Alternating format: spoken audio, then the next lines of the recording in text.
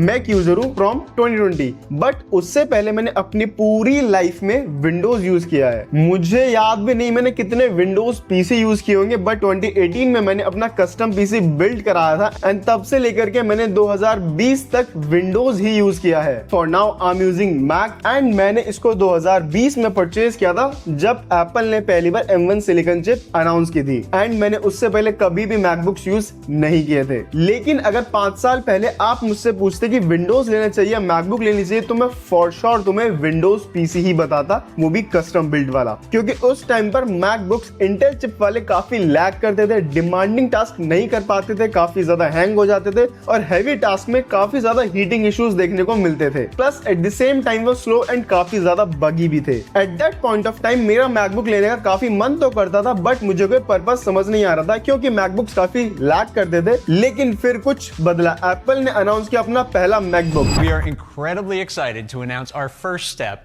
in this transition with our first chip designed specifically for the Mac. And we call it M1. उस time मैंने पूरा AD चोटी का जोर लगा दिया and I bought my first M1 MacBook Pro and that felt really smooth, एकदम मक्खन, ना हीटिंग इश्यूज ना नॉइस, एकदम smooth, basically pure effortless power. And then I realize कि एप्पल पर शिफ्ट होना मेरे लिए काफी ज्यादा अच्छा डिसीजन रहा। बीइंग एन एडिटर इसकी मुझे काफी ज्यादा जरूरत थी, so basically I needed something जो कॉम्पैक्ट हो but at the same time powerful हो एंड ये चीज मैं विंडोज लैपटॉप के लिए फील ही नहीं कर पा रहा था क्योंकि at that point of time they just sucks. अब M1 चिप्स की ग्रोथ को देखते हुए नेक्स्ट ईयर एप्पल ने लॉन्च किया M2 जो कि M1 का सक्सेसर था। Introducing M2.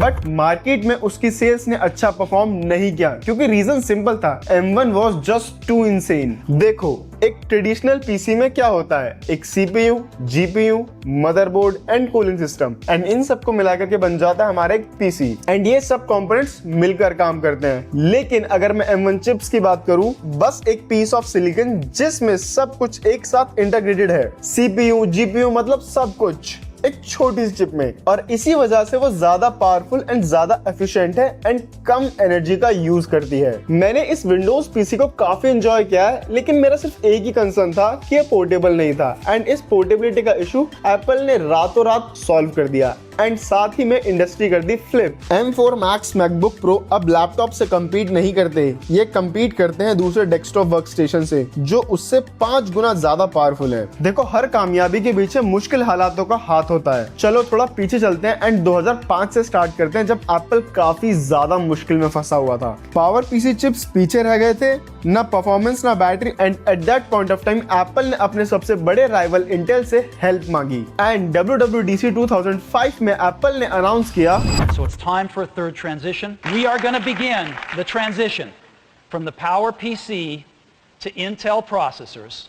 अब इंटेल के साथ मिलकर एप्पल ने इंडस्ट्री तो हिला दी, मैकबुक एयर का डिजाइन भी रीडिफाइन कर दिया।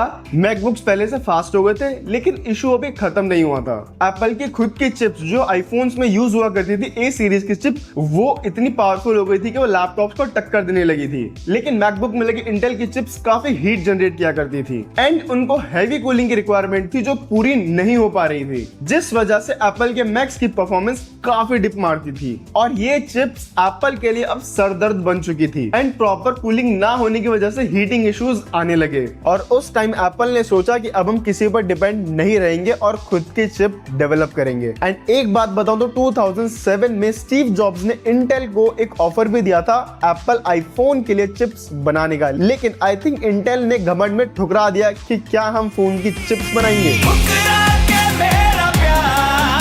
क्योंकि उन्हें लगता था कि मोबाइल फोन्स एक डेड एंड है एंड ये डिसीजन इंटेल के लिए हिस्ट्री की सबसे बड़ी मिस्टेक रही है। अब एप्पल ने डिसाइड तो कर लिया था कि खुद की एक चिप बनानी है, तो इसीलिए उसने एक छोटी कंपनी PSME खरीद ली $278 मिलियन में। अब लोगों ने सोचा कि एक माइनर सी न्यूज़ को क्या ही कवर करें, छोटे मोटे आर्टिकल्स भी छपे, लेकिन ये था एप्पल का सिलिकॉन एम्पायर। फिर आता है साल 2020, पेंडेमिक के बीच में एप्पल ने लॉन्च किया अपना M1 चिप। अब यहाँ एप्पल का अप्रोच रिवॉल्यूशनरी था। बेसिकली अलग अलग कंपोनेंट्स की बजाय एप्पल ने सारे कंपोनेंट्स को एक ही चिप में डाल दिया था, सीपीयू, जीपीयू, न्यूरल इंजन, सब कुछ। तो इससे परफॉर्मेंस काफी ज्यादा बूस्ट हो गई। और मुझे आज भी याद है जब मैंने एप्पल का लाइव इवेंट देखा था, भाई मैं बहुत क्यूरियस हो गया था एंड मैंने तभी डिसाइड कर लिया था कि मेरे को M1 मैकबुक प्रो लेना है। एंड एप्पल ने M1 चिप्स को इस तरह से डिजाइन किया था कि दाविंची रिजॉल्व जैसे कॉम्प्लेक्स सॉफ्टवेयर को बहुत इजीली हैंडल कर लेता है। एंड सच बताऊं तो भाई मैकबुक लेने के बाद मेरा एक्सपीरियंस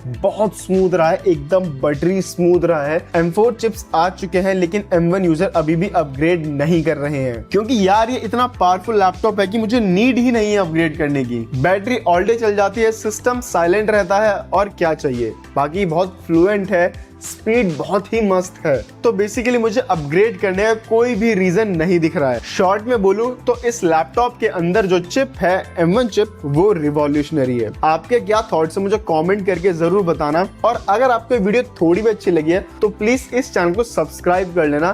एंड बाकी मिलते हैं आपसे अगली वीडियो में, तब तक के लिए बाय बाय।